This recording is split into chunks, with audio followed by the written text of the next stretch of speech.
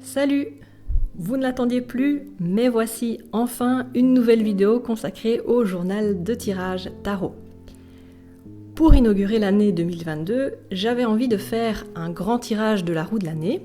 Alors, traditionnellement, c'est un tirage qu'on dispose de façon circulaire, un petit peu comme un cadran d'horloge où chaque carte de tarot prend la place d'un chiffre. Je trouve ça très chouette, surtout quand on travaille avec le cycle des saisons ou la roue astrologique, ça nous permet de faire des associations saisonnières très rapidement, visuellement parlant. Mais j'avais envie de tenter ici autre chose, quelque chose qui soit plus adapté au format du carnet. Je vais donc tenter de faire un tirage pour l'année sur une ligne du temps et façon jeu de rôle, façon RPG. Alors, tout d'abord, je vais ajouter 2 volets à une double page, une de chaque côté bien sûr, et ensuite diviser chaque page en 3 parties en ajoutant une marge tout au début et une autre tout à la fin de ce qui va être notre ligne du temps.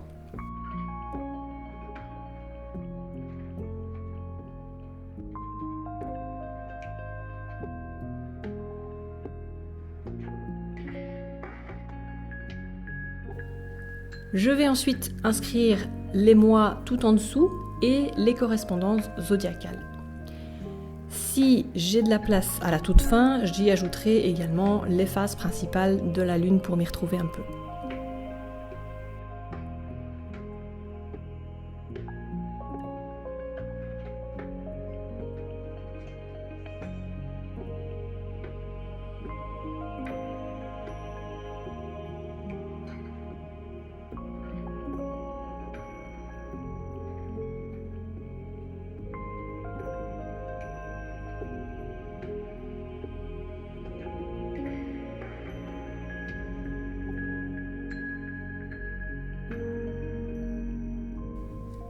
Ensuite, pour chaque mois, je vais tirer 3 ou 4 cartes. Il y aura tout d'abord une carte principale de tarot qui sera l'ambiance, la coloration du mois. Je vais la placer tout au-dessus dans la sphère céleste, pourrait-on dire. Et si je traduis ça façon RP, on sera plutôt dans un environnement, sur un terrain, dans un monde ou un niveau bien particulier. C'est la carte de tarot qu'on tire dans un tirage classique de roue de l'année. Ensuite, je vais tirer une autre carte avec un autre deck que je placerai en dessous de la première carte.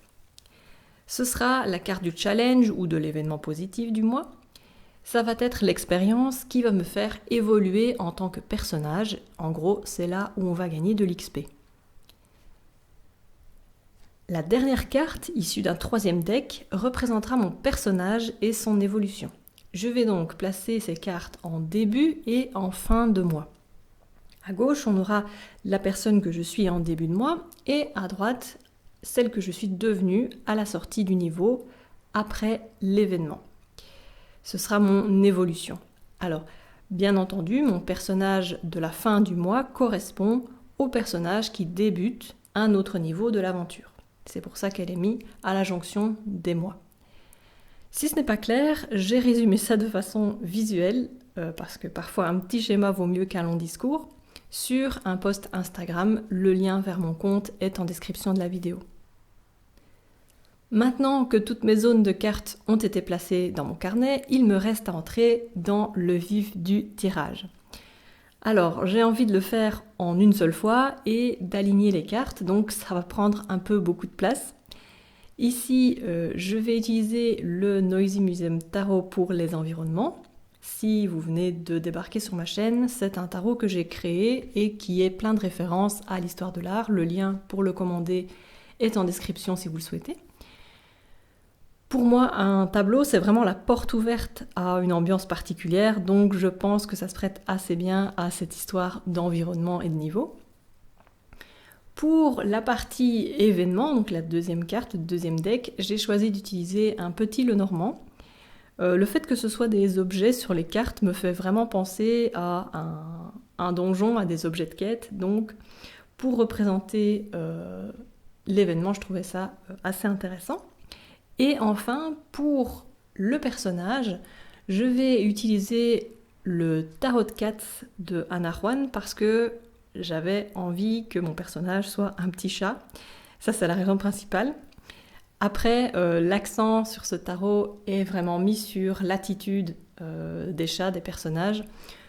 Il y a assez peu de décors et je trouvais aussi que les couleurs se mariaient assez bien avec les deux autres decks. Au cas où le message ne me semblerait pas clair, sur le moment, je m'autorise quand même à tirer une carte supplémentaire et à ce moment-là, j'utiliserai un autre oracle, le Heavy Iridescent.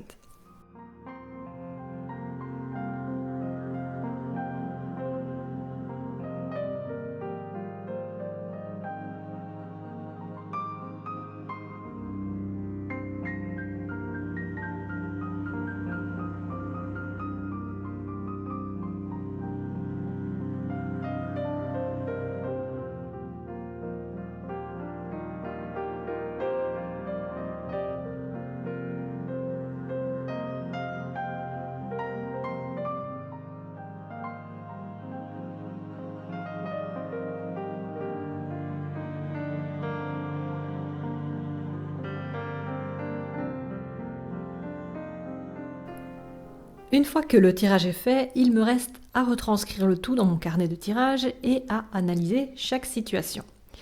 Si vous aimez raconter des histoires, c'est le moment de vous servir de votre talent et de broder un scénario autour des situations proposées par les cartes. Le tarot lui-même peut être vu comme un cycle narratif racontant le parcours du fou, donc rien n'empêche de réorganiser et de combiner ces étapes dans ce genre d'exercice. Ici, ne perdez pas de vue que la carte principale reste celle de l'environnement. Le reste vient après. Pour faire une comparaison, dans la Divine Comédie, on a d'abord l'environnement de l'enfer, du purgatoire ou du paradis, puis on a le personnage de Dante, de Virgile, de Béatrice, puis on a enfin les différentes rencontres. Mais sans environnement de base, rien n'est possible. Pour avoir plus facile dans la construction et l'analyse de vos tirages, je vous affiche à l'écran 4 amorces de phrases pour analyser chaque carte.